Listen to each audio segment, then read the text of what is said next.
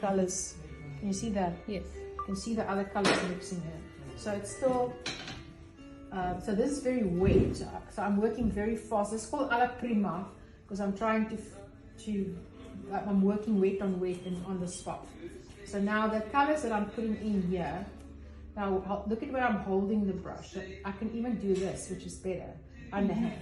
So then it really will give me that lovely, loose, very long type of strokes.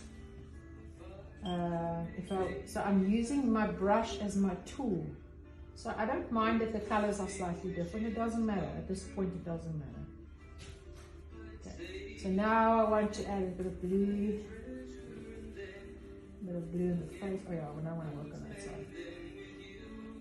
So now I want to add a bit more dark in here. I'm wiping my brush, going back to my dark.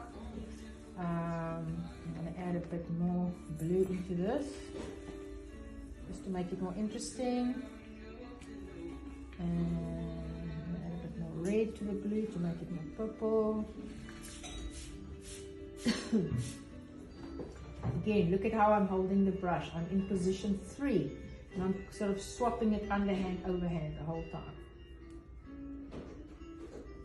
So now if I hold it here, I'm almost got a middle kind of, it's neither over or under, it's sort of both. So underhand gives you a very lovely, loose kind of feel about it. And sometimes I allow the brush to do the work for me, like I'm just like that. It's what a lovely movement that is.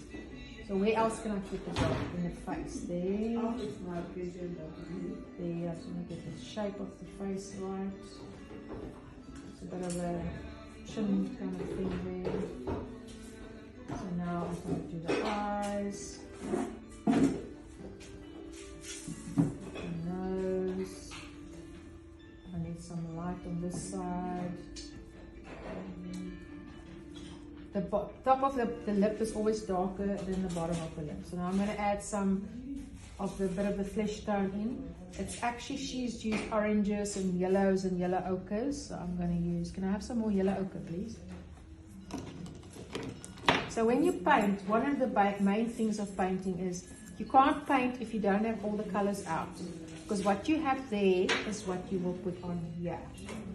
If you don't, so my strategy is when I paint is I'd rather have 200 colors out on my palette so that it's there. I don't have to go look for it. I have to, it's right there. I can just take whatever I need. You must use a much bigger palette than this one. Yes, of course, yeah. But I mean, the thing is, my palette is about 1.5 meters by 1/2 meter that I use. But I would have, I mean, these are just the basic colors. There's hot and cold yellow, hot and cold, the reds can actually, this can go together here. Yeah. So that means that should go here. And blue, so I've got my primary hot yellow, red and blue, and hot and cold plus earth tones. Because earth tones you always use. I have my white, and I would have added the black, but you can use your paint spray for that. But you don't want to go look for color. You want the color to be there. So now I'm going to add, so I still work with dark and light. So now I'm going, okay, because in this point we want to sort of copy the style of what she's got. So I'm just very roughly, so now the colors are blending beautifully because I'm working wet on wet. So now I've got this lovely blending going on here without me actually doing anything specifically to make it any better. Pinks there.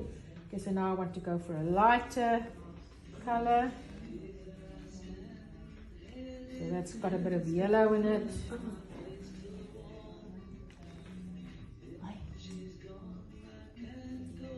So I'm putting my lightest color. So I'm not painting up, down, up, down, up, down. I'm putting down and I'm changing my brush the whole time. So I'm putting a flat down, then I'm putting a side down. Then I'm putting a flat, and I might be putting a side again. So it depends on where I need to use it.